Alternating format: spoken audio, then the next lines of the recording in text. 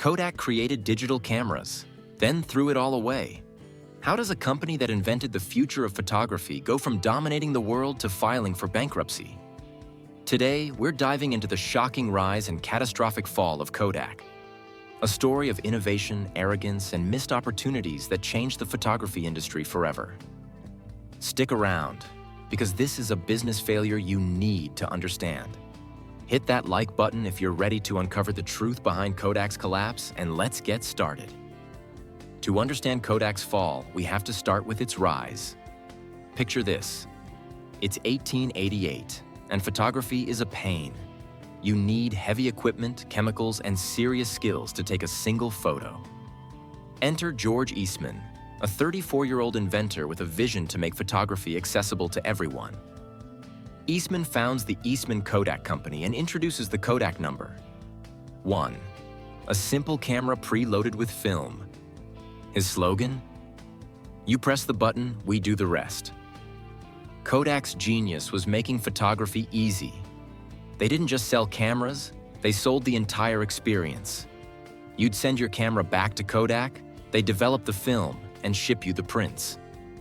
By 1900, Kodak was a household name, selling millions of cameras and rolls of film. They dominated the photography market like Apple dominates tech today.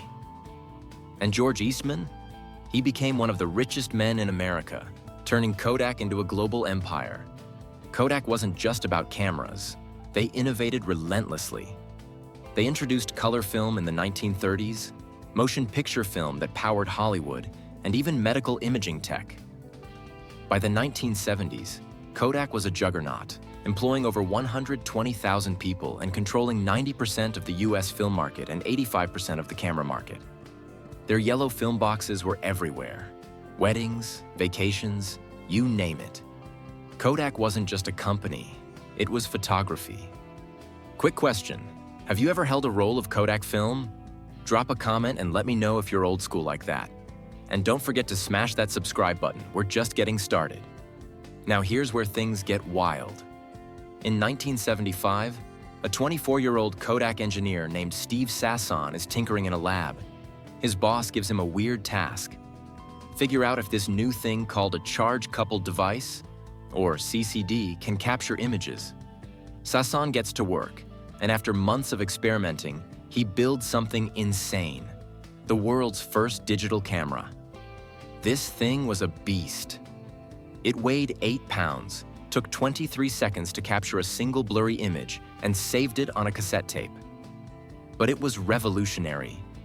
Sasson's camera didn't need film. It turned light into digital data. He showed it to Kodak's executives, and you'd think they'd lose their minds with excitement, right? Nope, they barely cared. Why? Because Kodak was married to film. Film was their cash cow. They made billions selling rolls of film that people used once and threw away. A digital camera?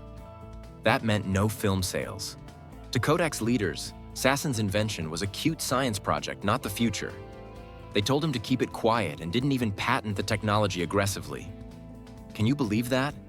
The company that invented digital photography didn't think it was worth betting on. But Kodak didn't completely ignore digital. In the 1980s, they invested in digital research and even released some early digital products like floppy disk-based cameras for professionals. They knew digital was coming. They just didn't think it would come so fast. And that's where the trouble started. Fast forward to the 1990s. The world is changing. The internet is exploding. Computers are everywhere, and companies like Canon, Sony, and Nikon are jumping into digital photography. These guys weren't married to film. They saw digital as the future. Meanwhile, Kodak's still pushing film like it's going out of style. Which, spoiler alert, it was. By the late 90s, digital cameras are getting cheaper, smaller, and better. You don't need to buy film anymore, just a memory card. People can see their photos instantly, share them online, and print only what they want. Kodak's film business starts to tank. In 1999, their stock price hits an all-time high of $80 a share. But it's the last hurrah. The digital revolution is here, and Kodak's playing catch-up. To be fair, Kodak did try to pivot. They released their own digital cameras, like the Kodak DC series, and even partnered with Apple to make some of the first consumer digital cameras. But here's the problem. Kodak's digital cameras weren't great. They were expensive, bulky, and couldn't compete with the sleek designs from Sony or Canon. Plus, Kodak was still obsessed with protecting their film business. They'd sell digital cameras but push film-based products harder. It was like trying to save the horse and buggy while cars were taking over. Let's pause for a second. Do you think Kodak could have saved themselves if they went all in on digital? Drop your thoughts in the comments, and let's keep this convo going. If you thought Kodak's digital camera fumble was bad, wait till you hear this. In the early 2000s, the internet is changing photography again. People are sharing photos online through platforms like Flickr and PhotoBucket. Kodak has a chance to jump in. They even launched their own photo-sharing platform called oPhoto in 2001.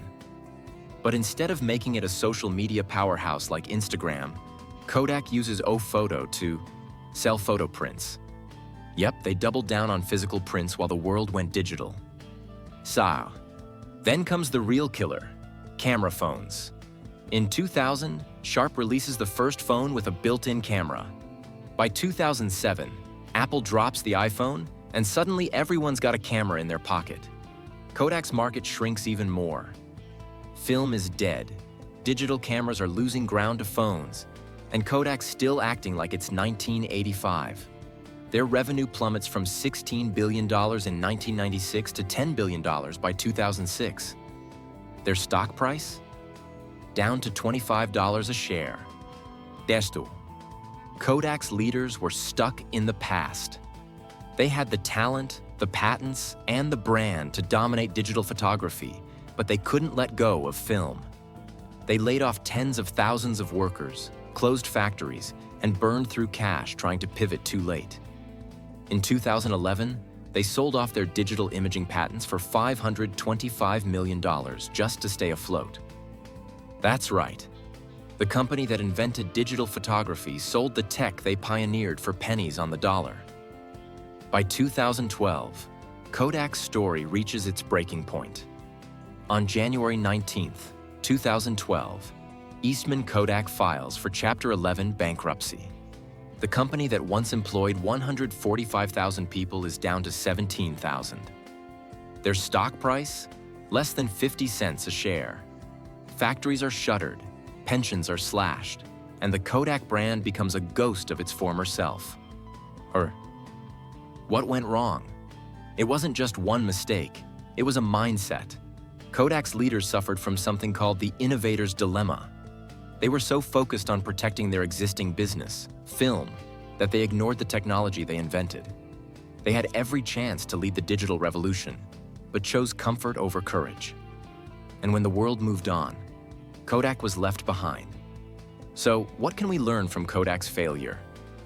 First, innovation isn't enough. You have to act on it. Kodak invented digital photography but didn't believe in it. Second, don't cling to the past. Markets change, and you have to change with them. Third, listen to the customer. People wanted digital photos, not film, and Kodak ignored them. Whether you're running a business or building a side hustle, these lessons are gold. Look at Netflix. They went from mailing DVDs to streaming. Or Apple, who ditched their old computers for the iPhone. Kodak could have been like them, but they weren't willing to take the risk. And that's the ultimate lesson. Success isn't guaranteed. You have to adapt, pivot, and hustle to stay on top. And that's the story of Kodak, the company that invented digital photography but lost it all. Do you still use film cameras? Share your thoughts in the comments. I'm dying to hear. If you loved this deep dive into Kodak's history, give this video a thumbs up, share it with a friend, and subscribe for more business stories that'll blow your mind. Check out our video on Blockbuster's collapse next. It's another wild ride. Until then, keep hustling.